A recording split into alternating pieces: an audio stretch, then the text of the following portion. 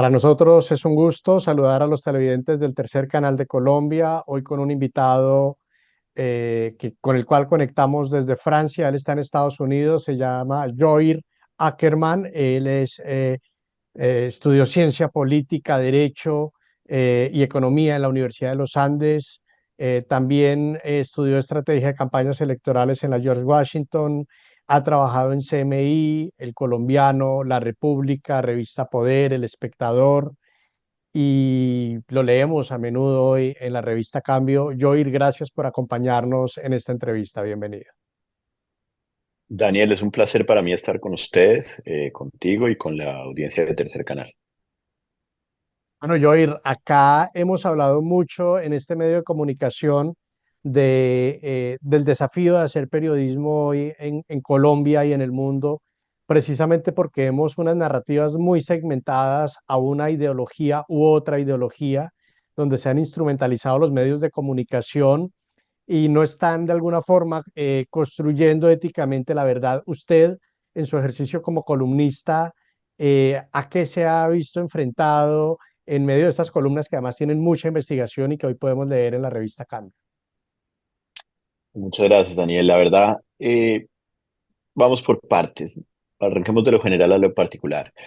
El periodismo en Colombia es una actividad de alto riesgo. Es una actividad de alto riesgo para los periodistas que están en las regiones, para las periodistas que están haciendo investigaciones donde los personajes investigados están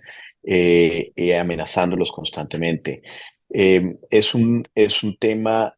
no solo de alto riesgo por las denuncias que se hacen, sino por la alta polarización que está viviendo Colombia como parte de ese fenómeno global en donde la política ha generado una división y una polarización muy, muy fuerte y muy agresiva, en donde el periodista ya no solo es visto como una persona buscando los hechos y buscando la verdad, sino también como un activista de algunos elementos políticos, porque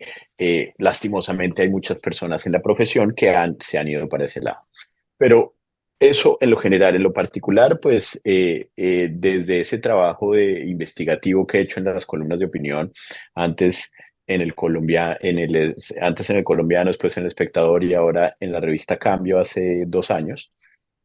eh, he enfrentado todos esos riesgos, amenazas de muerte, digamos, elementos que me llevaron en cierto momento a salir del país a buscar otras oportunidades, por eso hoy les hablo desde los Estados Unidos. eh, Ser víctima de estigmatizaciones por parte de personajes tan influyentes como el expresidente Álvaro Uribe Vélez cuando es objeto de mis investigaciones y de mis denuncias. Lo mismo cuando he hecho columnas que tienen por objeto investigaciones del petrismo, en donde, digamos, el petrismo y el uribismo y los polos terminan reaccionando de la misma manera violenta frente al denunciante. Entonces, digamos, como dije, he sido víctima de todas esas secuencias de hechos. Afortunadamente,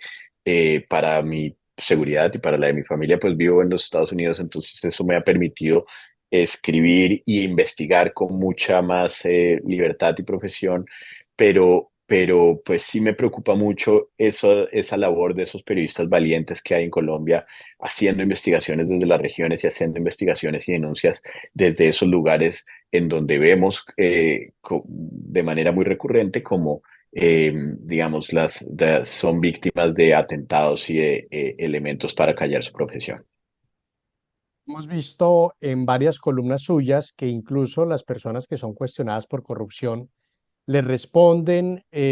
o lo tildan de mentiroso o con todo su arsenal, sus bodegas y demás, lo atacan, como el caso de Carlos Amaya, por ejemplo. ¿Cómo enfrentar estas situaciones cuando se presentan, Joy?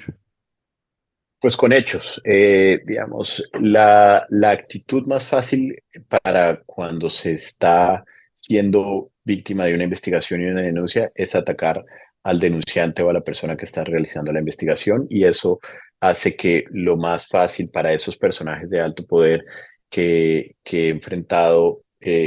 con investigaciones y con documentos, simplemente ataquen mi labor o que hago parte de un movimiento político o que tengo un interés comercial o cualquier otro elemento, la respuesta es con hechos y la respuesta es, y por eso, digamos, el trabajo dentro de mi columna siempre va con esos documentos que se citan, el número del contrato, eh, el elemento por el cual debe ser investigado, el reporte de la fiscalía, el reporte policial, porque de nuevo se trata de un ejercicio investigativo en donde se demuestre documentalmente cuáles son los hechos. Mi búsqueda es una búsqueda por la verdad, mi trabajo es un trabajo por los hechos. En un mundo tan polarizado y en una política y en un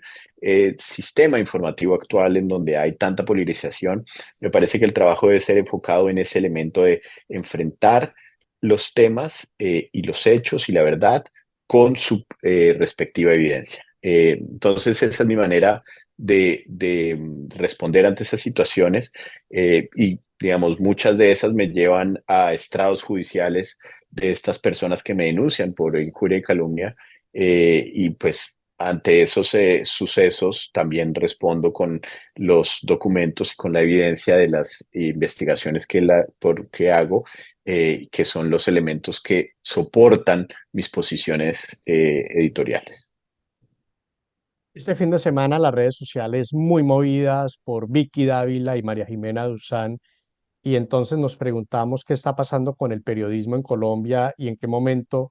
se pasa esa línea de ser periodista a ser activista, y en qué momento también los medios se convirtieron en instrumento de guerra, ¿no? Y de desinformación también, además con la responsabilidad que esto conlleva. ¿Cómo lee usted esa situación que se presentó entre Vicky y Jimena Duzán? Pues lo dices muy bien, Daniel. Digamos, las redes sociales han traído digamos, un catalizador de esa polarización y han generado que los medios de comunicación, por un lado, pierdan influencia y por el otro, se desvirtúen en su papel, algunos de los medios de comunicación. Y es el caso de lo que lamentablemente ha pasado con la revista Semana desde hace varios años, desde que está en poder de la familia Gilinski y en la dirección de la periodista Vicky Dávila, que se ha convertido en un arma personalista de defensa de los intereses económicos de la familia Gilinski y de promoción de los intereses políticos de la periodista y ahora llamada candidata o precandidata presidencial, gracias a la columna que escribe María Jimena Duzán. El enfrentamiento que se da entre ellas dos, pues es una simple evidencia de lo polarizado que estamos dentro de la sociedad colombiana, de lo polarizado que están los medios y de lo polarizada que están la información, en donde de nuevo, pues la importante denuncia ahí es que una periodista tan importante como lo ha sido Vicky Dávila y una revista que ha tenido una marca que ha estado durante muchos años identificada con el periodismo investigativo, como lo fue Semana, en un momento hoy en día sean una plataforma de defensa de intereses económicos de una familia o de intereses políticos de una periodista. Y otro tema bien interesante es los medios alternativos de comunicación y también su auge, no solo en Colombia, sino en el mundo en general, en medio de esta agenda informativa. En Pluralidad Z se publicó precisamente la noticia que dio Camila Zuluaga en torno al crecimiento que han tenido desde Blue Radio los medios alternativos. Ahora, la pregunta es la siguiente, Joy, y cómo usted interpreta y por qué han crecido tanto los medios alternativos aún contra la censura, porque por ejemplo Pluralidad Z ha sido censurado por Facebook, que no permite que se compartan sus publicaciones, ha tenido una persecución a través de estas mismas plataformas como Facebook, Instagram y demás que nadie regula y que se autorregulan. Entonces, ¿cómo lee usted el crecimiento de estos medios alternativos y cómo interpreta usted que la audiencia esté dando ese giro, aun cuando pues existen estas grandes empresas de medios de comunicación que históricamente digamos, han llevado a la audiencia en el país? Excelente pregunta, Daniel. Yo creo que se conecta con la anterior y es ante la pérdida de legitimidad de los medios tradicionales y ante la pérdida de influencia de esos medios que siempre nos han acompañado y hoy vemos en día, pues El Tiempo es un periódico dedicado a defender los intereses del grupo Sarmiento. Revista Semana es un medio dedicado a defender los intereses del Grupo Gilinski. Y así puede seguir uno con los grandes medios, dejando evidencia en dónde está ese interés personal detrás de un medio de comunicación, lo cual ha llevado a que las personas busquen espacio o se genere ese espacio dentro del mundo informativo para que haya otros validadores de esos ejercicios investigativos de demostrar la verdad sin polarizaciones políticas, y han nacido dentro de eso importantes medios de comunicación. Usted menciona uno, hay otro que es la revista Raya, que me parece que está haciendo un ejercicio investigativo muy importante y ha denunciado elementos junto a la columna de Daniel Coronel, junto a las investigaciones que he hecho yo sobre la anterior fiscalía, muy importantes que establecen digamos, la poca legitimidad que tiene la fiscal general encargada hoy, Marta Mancera. Pero volviendo al tema de los medios, ese espacio que han dejado los grandes medios tradicionales por defender sus intereses particulares y sus intereses económicos, lo están tomando esos nuevos proyectos que salen con el fin de informar a una sociedad, que se conecta con la pregunta que hacíamos al principio y tiene que ver con el efecto de las redes sociales que ha generado esta polarización y en donde la sociedad, digamos, más las partes de la sociedad más polarizantes también consumen información o consumen medios de comunicación no para informarse, sino para validar su propio punto de vista. Consumen únicamente los medios que le hablan a su postura política y no los medios que hablan de la pluralidad o del abanico entero de lo que está pasando en la sociedad. Entonces es un problema no solo de los medios de comunicación, sino también es un tema de cómo se está alimentando información la sociedad y cómo ese tema del algoritmo nos termina alimentando comunicaciones que solo nos sirven para reafirmar mi posición y no para validar la posición de los demás. Escuchaba digamos, en una conferencia de Daniel Coronel, sumamente interesante, cómo Daniel Coronel contaba una experiencia que tuvo en el canal RCN con el proceso de paz que le costó incluso el puesto y dejó la dirección del noticiero. Y yo le quiero preguntar a usted, Joir, porque al inicio de esta entrevista mencionamos numerosos medios de comunicación. No quiero que mencionemos a ninguna marca en particular, pero sí la experiencia. ¿En algún momento usted ha tenido que dejar un trabajo por la ética, por esa línea ética? Es decir, ¿la ha sobrepuesto al mismo puesto periodístico? Sí, lastimosamente, y esto toca hablarlo con nombre y apellido, fui víctima de un evento que fue calificado como censura, no por mí, sino por los organismos dedicados a la libertad de prensa y a la libertad de información, no solo nacionales, sino internacionales, cuando fui despedido como columnista del diario El Colombiano. En ese momento escribí una columna que, digamos, llevaba esto era una situación que venía creciendo con las directivas de los medios por mis posiciones, digamos, en ese momento muy anticríticas con el gobierno de ese momento, el de Álvaro Uribe Vélez, y escribí una columna criticando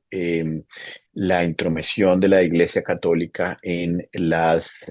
posiciones o en el análisis de la Corte Constitucional sobre los derechos de las parejas homosexuales para adoptar niños o no en Colombia. Y eso me llevó a una situación muy